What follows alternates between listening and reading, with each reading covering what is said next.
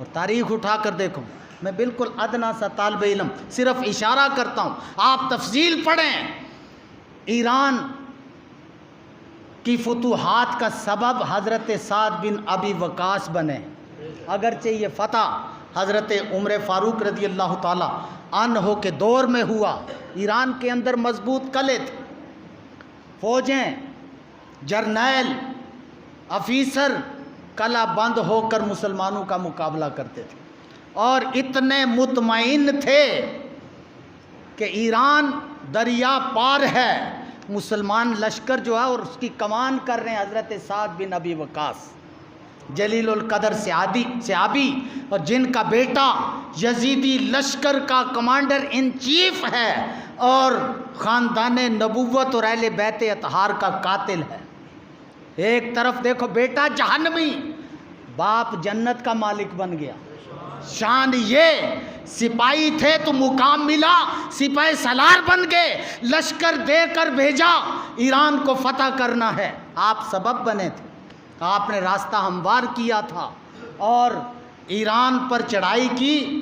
ایرانی فوج، جرنیل کتنے مطمئن تھے، درمیان میں دریا ہے اور مسلمانوں کے پاس کون سی کشتیاں ہیں کہ وہ دریا عبور کر کے ہم پر حملہ کریں گے؟ اگر آ بھی گئے ہم تو قلعہ بند ہیں، وہ کیسے ہمیں سر کر سکتے ہیں؟ ہم مسلمانوں کو آج وہ مزہ چکھائیں گے کہ آج کے بعد کسی ملک پر وہ حملہ نہیں کر سکیں۔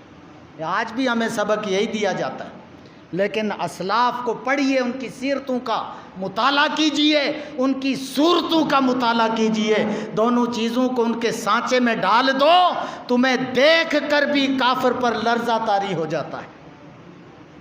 اللہ کے رسول کے یہ صحابی ایران کی طرف گئے، اب سپاہی سالار ہیں، اب سپاہی نہیں، لشکر لے کر، جب لشکر کو لے کر ایران کی طرف بڑھے تو راستے میں دریا ہے، لشکر رک گیا، آپ قریب پہنچے، پوچھا کیا بات ہے، کیوں رکے ہو، حملہ کر دو۔ کہا حضور آگے دریا ہے، گھوڑے کیسے دریا میں ڈال سکتے ہیں؟ فرمایا کہ گھوڑوں کو دریا میں داخل کر دو۔ سب سے پہلے آپ نے اپنا گھوڑا ڈالا، پیچھے سارے سپاہی آگے۔ ایرانیوں کی تاریخ کے اندر لکھا ہوا ہے کہ بجائے پانی کے چھینٹوں کے جو ایرانی دیکھ رہے تھے، وہ ایسے دیکھ رہے تھے کہ مسلمانوں کے گھوڑے ریگستان میدان کے اندر دوڑتے ہیں، ٹاپو سے پانی نہیں بلکہ گرد و غبار اڑ رہا ہے۔ یہ شان ہے مجاہد اسلام کی۔ اسی لیے تو امام حسن بصری نے ایک میدان میں پہنچ کر اپنا لباس اتار دیا، حج کو جا رہے تھے، لباس کو اتار دیا اور اس میدان میں لت پت ہونا شروع ہو گئے۔ ساتھیوں نے سوچا شاید یہ پاگل ہو گئے، دیوانہ ہو گئے، پوچھا حضور کیا ہو گیا، آپ دیوانہ تو نہیں؟ کہا کہ میں دیوانہ نہیں، بات یہ ہے، یہ وہ میدان ہے جہاں میرے آقا کے غلام گھوڑوں پر سوار ہو کر اسلام کی جنگ لڑ رہے تھے۔ ان سپاہیوں، ان مردان عرب کے گھوڑوں کے پاؤں اس میدان پر لگے، آج وہ خاک کے ذرے ہیں، میں ان کو جسم پر لت پت کر رہا ہوں کہ میدان محشر میں محبت کے طور پہ اللہ کی بارگاہ میں پیش کروں گا کہ مجھے حضور کے صحابہ سے کتنی محبت تھی۔ حضرات گرامی، تو ایک طرف نوح علیہ السلام کا بیٹا جو نبی کا بیٹا ہے بد کردار ہو گیا، نبوت میں فرق نہیں آیا، دوسری طرف یزیدیوں میں ابن سعد جو عمر ابن سعد جو حضرت سعد بن ابی وقاص کا بیٹا ہے، ادھر یزیدی لشکر اہل بیت کا قاتل، ادھر باپ صحابی، جب وہ بد کردار ہوا تو صحابیت میں فرق نہیں آئی۔